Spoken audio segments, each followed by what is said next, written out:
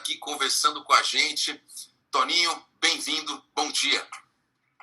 Bom dia, Fernando. Bom dia a todos e a todas. Eu que agradeço. Para mim, isso aqui é um tempo sagrado, né? Eu sou maior fãzão de vocês. Vocês têm uma baita história. E eu sempre falo que com esses governos fascistas que estão aí, duas áreas que eles atacam logo de cara é a cultura e a educação, porque são espaços de reflexão, de pessoas se autoconhecer, a relação com o universo, com as pessoas, né, com o meio ambiente, com tudo. Então, para mim é uma honra estar aqui. Eu acho que estou, inclusive, bastante emocionado. Esses 8 anos de mandato, obrigado. Talvez... Obrigado você por esse carinho. Perdão, você estava falando? Não, esses 8 anos de mandato, eu acho que é o momento, talvez, mais incrível para mim, estar aqui nesse espaço aqui. Obrigado. Esse carinho todo.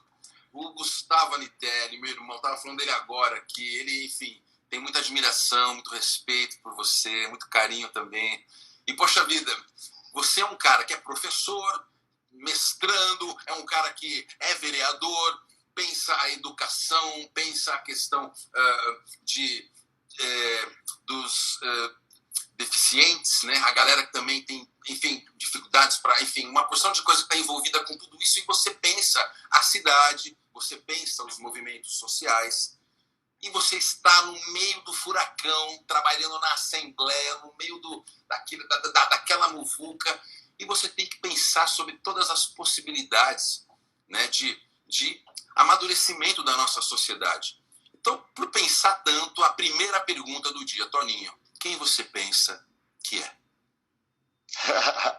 Bom, eu acho que eu não só penso, eu acho que eu sou uma pessoa comum da periferia de São Paulo, né, professor e às vezes o pessoal olha assim pra gente e fala assim, pô, mas você é vereador, tem gente que me trata diferente só porque eu sou vereador hoje, o pessoal lá do bairro, não, eu sou o mesmo Toninho, da mesma simplicidade, que não tinha nem dinheiro para ter um brinquedo, acho que eu fui ter o meu primeiro brinquedo quando eu tinha 12 anos de idade, só vivia com roupa furada porque os pais não tinham condição de comprar nem uma camiseta boa pra gente na época, né? E com muito sacrifício, né, consegui aí acabar os estudos, né? Então eu sou essa mesma pessoa, uma pessoa que tem vontade de transformar esse país e tenho todas as convicções que esse país pode ser justo para todo mundo, que as pessoas, todo mundo pode viver, que a gente pode ter cultura fervilhando, que tem cultura fervilhando nas periferias, mas infelizmente o Estado não dá vazão a essas coisas. Então a gente pode ser muito feliz. Eu acho que a gente veio no mundo para ser feliz. E eu acho que o Estado pode propiciar essa felicidade para as pessoas, mas infelizmente a gente só está vendo ele propiciar a morte, infelizmente, né? E Toninho, antes de ser vereador, você é professor. E eu sempre aplaudo os professores, porque eu sou filho de 2 professores, né? O Odácio Anitelli e a Delmina Anitelli. Minha mãe, professora, foi diretora de escola estadual, e a gente sempre teve essa conversa sobre as dificuldades, sobre as glórias, mas a gente sempre tinha em casa esse lugar de missão. Eu sempre via meus pais, por serem professores, essa missão que está ali para realmente transformar de maneira qualitativa, construtiva a vida das pessoas. Toninho, como que é ser professor e passar a ser, de repente, então, vereador? O que muda nessa transição? Ou não muda nada? A missão permanece ali intacta? Eu acho que enquanto aquela missão assim, de ver as coisas acontecer, né, de ver realmente, no caso do município, o Estado, a União, fazer políticas públicas, né, e as pessoas ter condição, dignidade de vida, isso permanece, né? É claro que o dia a dia muda bastante, né? Então, na educação, eu sinto que a gente às vezes sente um sabor até mais gostoso, porque a gente vê o efeito do seu trabalho acontecer mais rápido com a criança ou com o adolescente, né?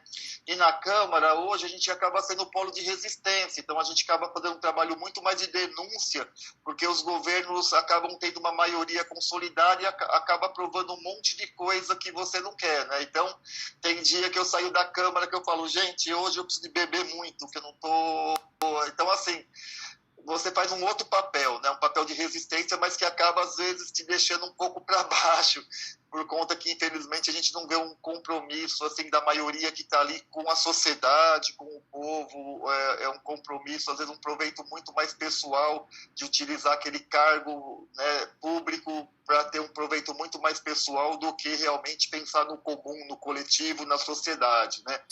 Mas eu acho que é um papel importante também. Eu acredito que um dia seremos maioria, não tenho dúvida disso, e que a gente vai mudar essa situação. Então também isso me faz, apesar de às vezes eu vivo tomando café, eu não posso nem tomar café de dor no estômago, o estômago reclama bastante, entendeu? Por causa do nervoso, inclusive, que a gente acaba passando ali, né? Mas eu acredito que a gente um dia vai conseguir, eu tenho certeza disso. Então eu acho que vale a pena todos os esforços, né? Lá na Câmara Municipal de São Paulo, por exemplo, a gente não tinha antes, não que o PSOL seja o único partido, eu não sou dessa ideia, eu acho que tem outras pessoas em outros partidos, né, também comprometidos, né?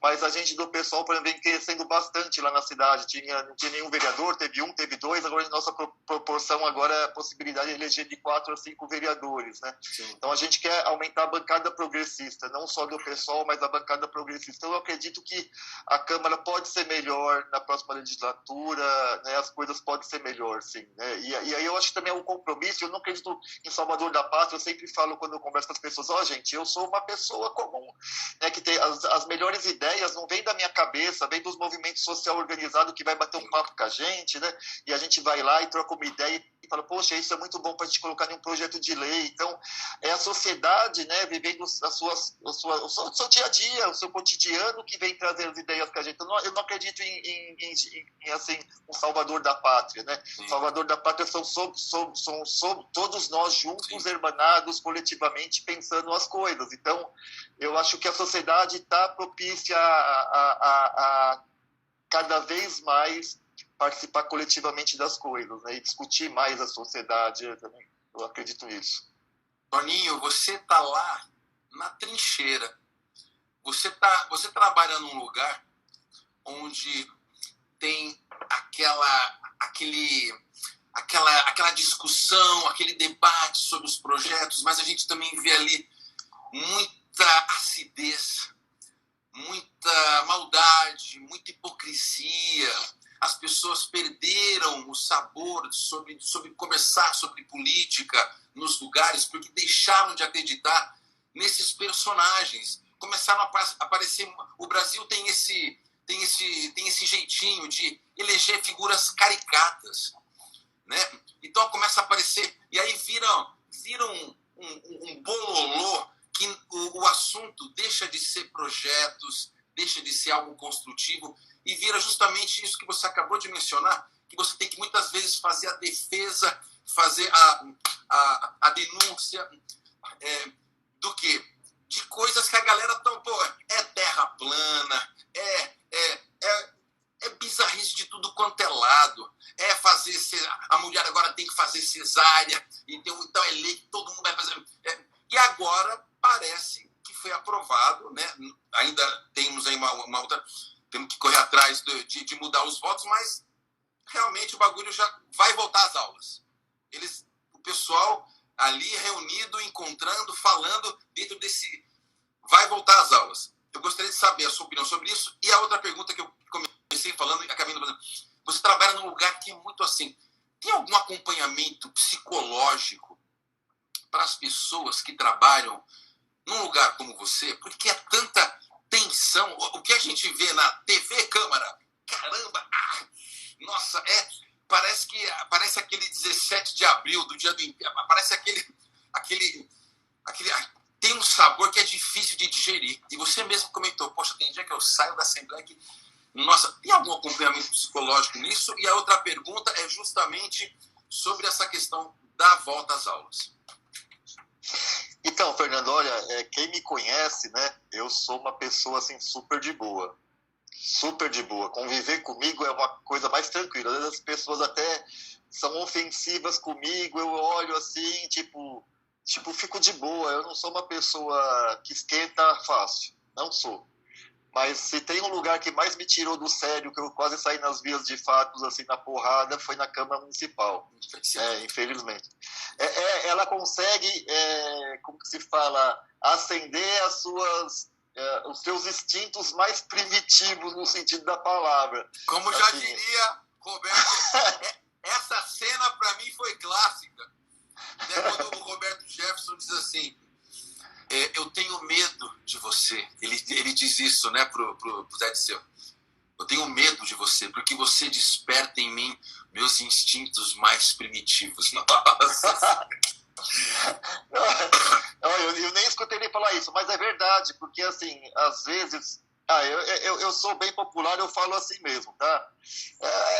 Você vê tanta canalice, entendeu? Que tem uma hora que, por mais que você fala, pô, eu tô aqui no parlamento, tem regras aqui, tem hora que você perde a cabeça, né? Então, essa semana mesmo, esse PL que você que tá falando da volta às aulas, né? É isso, né? Um vereador da base do governo começou a gritar lá com outro vereador da nossa bancada que estava defendendo a não volta às aulas e de uma forma meio assim agressiva. Então aquilo ali não tem jeito, você também não dá para ficar quieto, entendeu? Você acaba aquilo tudo, aquela bagunça, aquela conversa, aquela disputa, aquela tensão, acaba você também despertando esses instintos mesmo, não tem jeito. Mas é um pouco isso, né? Mas eu sou muito de boa no normal. Tento ter uma cordialidade com todo mundo, inclusive com aqueles que pensam diferente que eu. Porque se na educação a gente fala que a gente tem que conviver com a diversidade em todos os aspectos, né? Questão de gênero, né? As LGBTs, a negritude, né? Pessoa com deficiência, índios, quilombolas. Eu tenho que também mostrar isso na prática, não pode ser só um jargão. Eu tenho que conviver com as pessoas que pensam comigo ideologicamente e eu conviver e tratar elas bem, né?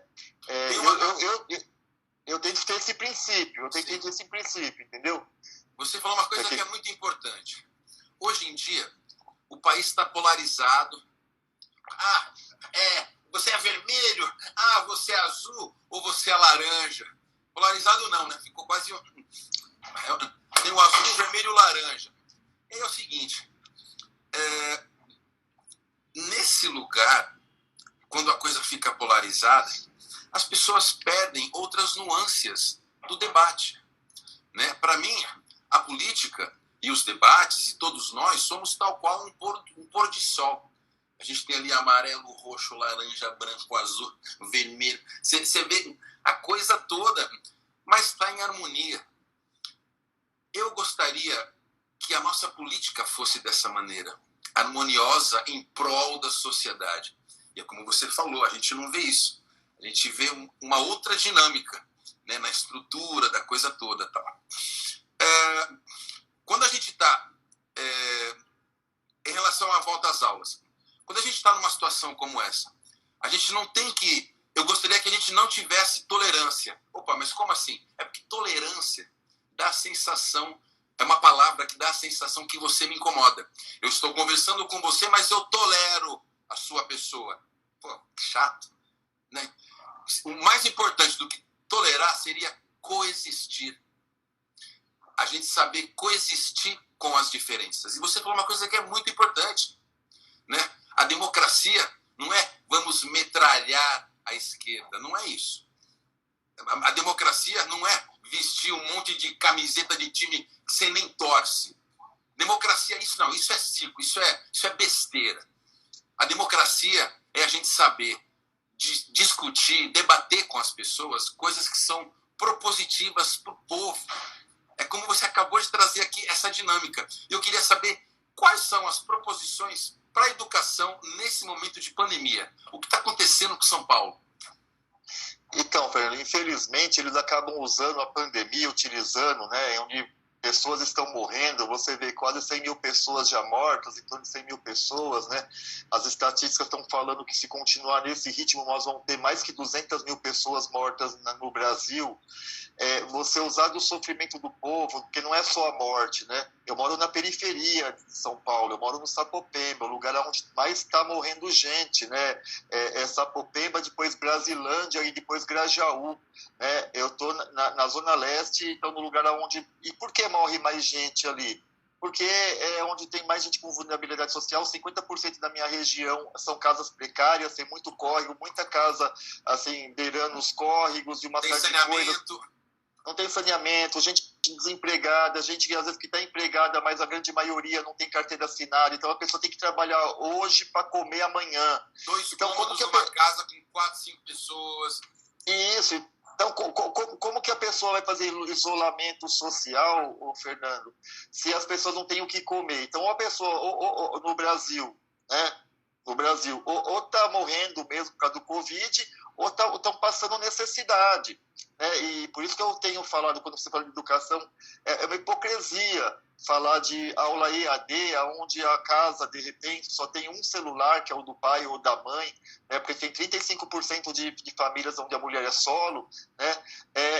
Só tem aquele celular e ela tem 3, 4 filhos, ela tem que trabalhar o dia inteiro para chegar em casa e ainda dar o celular para o filho fazer sua lição EAD, depois para o outro filho e para o outro filho, e essa mãe tem condição de acompanhar isso, ela tem que fazer a janta. Você está entendendo? É uma série de problemas que tem, né? E esse negócio de voltar às aulas, Fernando, é igual você falou, né? Que a gente podia coexistir todo mundo junto, mas o problema é o interesse do lucro, né? O lucro se sobrepõe às coisas, porque eu tenho certeza, mesmo os vereadores da base aliada do governo, que votaram a favor desse projeto agora, o 542, eles entendem muito bem que isso propicia a volta das aulas nesse momento, aumentar as pessoas, a probabilidade de infectar e também de morrer. Eles sabem disso, mas o problema é a pressão que vem do governo, porque o governo sofre pressão do capital, ou seja, das escolas particulares, dos bares, restaurantes e uma série de coisas. É claro que eu, Toninho, também quero que a economia funcione. Quem é que não quer que a economia funcione?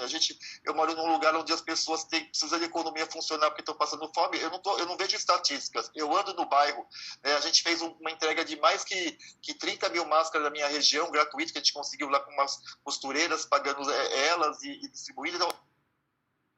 Então, isso é muito doloroso para a gente.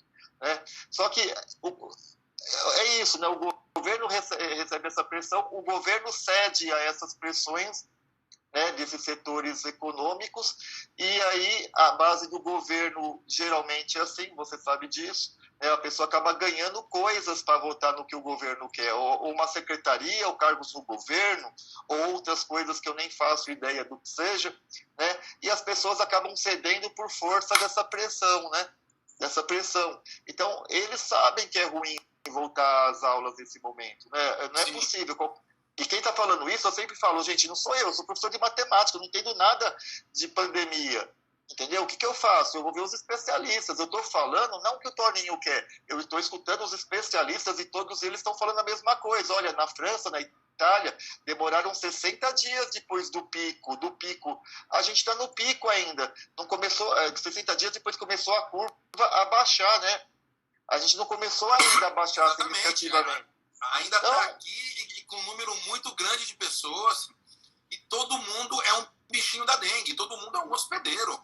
A criança pode levar para dentro de casa, para a vovó, para o vovô, para a tia, para quê? E a gente compreende.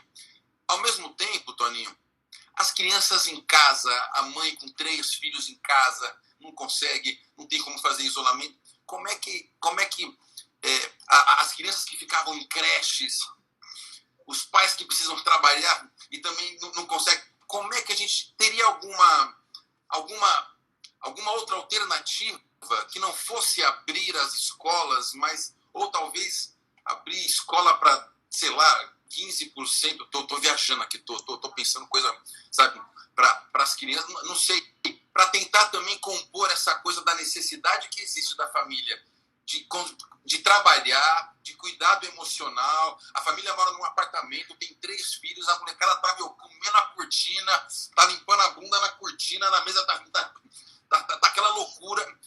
Existe alguma alternativa que não fosse abrir geral as escolas, mas também não manter? Então, Fernando, o que nós defendemos lá desde o começo, né? E os países que fizeram isso estão melhor, inclusive, na questão econômica, não é só na questão sanitária né, e da pandemia, mas também nessa questão econômica. Se os governos municipal, estadual e federal tivessem juntado e feito políticas públicas casadas, né, porque só brigaram entre eles, né, e ter dado renda para as pessoas. Então, assim, ter feito um lockdown, né, ninguém sai de casa mesmo, por 20, 25 dias, e ter dado renda para as pessoas poderem ficar em casa, e a pessoa que está na periferia, então ia ter a renda para pagar água, luz, o gás, porque não é só uma cesta básica, as pessoas têm o gás para comprar, têm outras necessidades, entendeu? A gente ia melhorar muito. O problema é que a gente faz a meia boca sempre. O Brasil nunca faz uma coisa, a outra sempre fica na coluna do meio, né? Então, assim, o que nós defendemos foi isso. Não deu certo. Quer dizer, porque os governos não fizeram algo nesse nível. O que eles poderiam fazer agora, né? A gente é contra voltar parcialmente também às unidades, porque tem 2 lugares que os infectologistas falam que é muito perigoso, certo? É a escola e é os transportes públicos. Os transportes públicos, né? Trens, metrôs, né? Ônibus estão andando super lotados.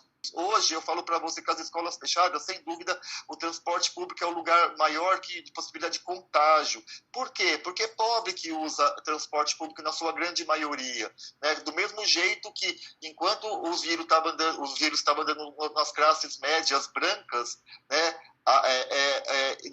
Aí tinha isolamento, ou meio isolamento. Na hora que foi para as periferias, né? De todas as cidades, aí acabou o isolamento. Por quê? Porque é pobre que tem a possibilidade agora de se infectar e morrer. Então, a gente fala que, e isso eu estou falando, mas os governos, todos eles, todas as cidades, eles têm um mapeamento disso, eles sabem direitinho o que eles estão fazendo. Então, quando a gente está falando que é um genocídio do povo pobre e mais negro, porque quanto mais você vai para a periferia, a cor da pele vai escurecendo, nós não estamos brincando. E eles sabem disso melhor que a gente, eles negam isso, né? Mas, assim, o que poderia fazer? Eu me sentiria seguro, né? Meus filhos já têm 29 anos, né? Eu fui pai muito cedo, mas, assim, eu ficaria muito seguro se o governo, de vez em mandar parte dos alunos em rodízio para a escola, né, dessem um valor de, sei lá, né, aí tem que discutir o valor que é, e eu ficaria muito seguro de pegar esse valor, né, e falar assim, um parente meu, entendeu? Que eu sei que ele também pode estar no isolamento, e dizer, olha, fica aqui com meu filho e toma esse valor de ajuda de custo para você aí, né, alimentação e uma série de coisas. Eu ficaria muito mais seguro e se sentiria protegido, deixando meu filho protegido de uma pessoa da minha confiança, um ente querido meu, que poderia tomar conta do meu filho, do que eu mandar ele para a escola nesse momento. Porque é isso, levar para a escola significa deslocamento a chegar até lá. A maioria do pessoal, nem sempre a escola é perto, às vezes vai pegar o transporte, então o perigo é a mesma coisa. A criança pode ser assintomática, agora tem uma pesquisa americana que fala que umas manchas vermelhas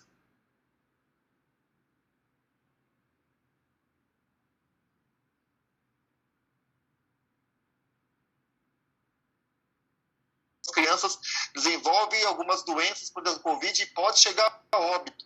Tá? É muito mais difícil com crianças, mas chega. Eu não colocaria meu filho em risco nenhum. Inclusive, eu acho que a sociedade tem todo o direito, e eu prego isso, a desobediência civil. Se eles quiserem colocar a criança, obrigar a criança, inclusive, de perder o secretário municipal de educação, olha a tamanha loucura, Fernando. Estava falando assim, olha, se você não colocar seu filho esse ano, o ano que vem, ele não vai ter a matrícula garantida. Onde já se viu um negócio em primeiro lugar? O Estado não pode obrigar eu colocar meu filho, qualquer que seja, em risco. No momento de pandemia, jogar meu filho dentro de uma escola...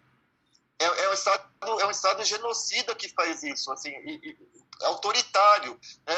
Tem que dialogar com a sociedade, as pessoas, eu acho também que nem deve colocar isso na responsabilidade do pai, quem quiser leva, quem quiser não leva. Não, eu como Estado, eu penso isso, eu tenho que proteger os meus cidadãos. Exato. É obrigação minha do Estado proteger meus cidadãos. Então, eu de jeito nenhum abriria as escolas, porque é um dos lugares altos de contágio. As aprendizagens, Fernando, a gente recupera. Né? Eu falo sempre para o pessoal, né? Eu sou professor de matemática, né? Dei aula também para o ensino médio. Né? Fernando, a gente ensina tanto conteúdo para essa moçada que não tem necessidade. Eu vou falar assim, conjunto complexos, né? Depois os reais vêm com... sabe quem vai usar isso? É uma parte de quem estuda engenharia, mas engenharia elétrica que usa os conjuntos. Então, assim, sabe, 99% da molecada da juventude não vai usar isso porque a gente coloca em um currículo um monte de coisa que, às vezes, sem necessidade, e deixa de discutir o que é premente para aquela pessoa, né? 70% dos alunos não vão para o ensino universitário, infelizmente. Então, lógico isso, a gente tem que usar, então, utilizar o ensino médio para outras coisas, por que não a relação mais com a arte, com a cultura? Quantas crianças têm um talento enorme que você percebe e a escola não dá vazão a isso, então a gente tem que remodelar essas coisas, entendeu? E aí ficar só preocupando em aprendizagem, conteúdo, como se isso vai resolver o problema da criança e do adolescente, não vai. Então eu acho que a primeira coisa é a vida, a aprendizagem a gente recupera, vida depois que morreu acabou. Nossa, é muito importante isso que você falou, me lembrou um pouco Paulo Freire, essa questão de você ensinar para a pessoa as coisas que estão dentro do contexto dela, ela aprender como coexistir com essas diferenças, como construtivamente, e aí sim você vai colocando outros planos, outros tijolinhos, né? E, enfim, de sabedoria dentro desse contexto, mas não essa coisa chafurdada de conteúdo para um vestibular. E a relação com a arte, com a cultura, são coisas que estavam sendo até então degradadas por esse governo, dizendo que todo artista é vagabundo e que a ciência não presta. E antes dele mesmo, o próprio Temer, né, junto com a assinatura, né, de toda essa família Bolsonaro, eles assinaram o quê? A saúde e a educação sendo congeladas por 20 anos. Meu, que país que assina um negócio onde você vai congelar saúde e educação por 20 anos? Nenhum país amadurece com violência e ignorância. Arma na mão das pessoas não amadurece absolutamente nenhuma nação. Isso é completamente bizarro, né? Esse entendimento sobre a vida, sobre as pessoas, sobre cuidar um do outro, né? Então, Toninho, eu gostaria que você falasse aqui um pouco o que a gente pode fazer para que essa discussão, para que esse tema sobre educação, esse debate político, não se torne uma coisa acirrada de azul, laranja, vermelho, laranja, mas que tenha esse local do bem comum. Como é que a gente pode atrair o nosso jovem? Como é que a gente pode fazer que isso seja uma coisa gostosa de se debater? Eu tento fazer isso aqui nas lives, eu tento falar sobre isso nas apresentações. Tem gente que acaba conhecendo o Teatro Mágico de agora, senta no bondinho na janela. Ai, mas Teatro Mágico está misturando política com música agora? Está há 17 anos cantando meu carro, coisas importantes. E aí, como é que a gente pode ter esse canal? Como é que a gente faz para fazer com que esse debate... E eu acho que o pessoal tem muito a ver com isso. Por que eu estou falando isso? Porque se você for ver pelas plenárias da Luísa Erundina, uma pessoa que tem mais que 80 anos, e que a juventude pode olhar assim para assim, não é mais referência, ou mesmo quando o Plínio de Arruda Sampaio, antes do seu falecimento, você fosse ver as plenárias deles, né? Essencialmente 70% a 80% era juventude. Incrível, né? E a gente fala assim, mas o que os velhinhos estão falar dos sonhos, né? A gente está com uma realidade muito difícil para o nosso povo, né, Fernando? As pessoas... E assim, não é à toa que hoje o maior número de suicídio vem crescendo cada vez mais, as pessoas estão desgostosas, né? Esse mundo hoje é muito frio, as pessoas deixam, às vezes, de se tocar, de se abraçar, de ser carinhoso, né, com as pessoas, de falar algo, inclusive, do dia a dia, coisas simples, mas que ajuda a gente mostrar que a vida pode ser diferente, uma vida muito mais humana, muito mais harmoniosa. É tudo muito frio, é muito gelado, é muito competitivo. Eu, para ir melhor no serviço, tenho que quebrar a perna dos outros, e as pessoas vão meio que normalizando determinados valores na sociedade. Eu acho que a gente tem que resgatar sonhos, e sonhos, como você falou, às vezes nem é tanto, eu falo assim, a gente está brigando pelo óbvio hoje, né? Pelas coisas mais óbvias que pode ter, igual você falou, né? Que a Terra não é plana. A gente está brigando mais pelas coisas mais óbvias. Mas eu acho que a gente pode fazer isso de forma humana, né? A gente pode falar assim, olha, né?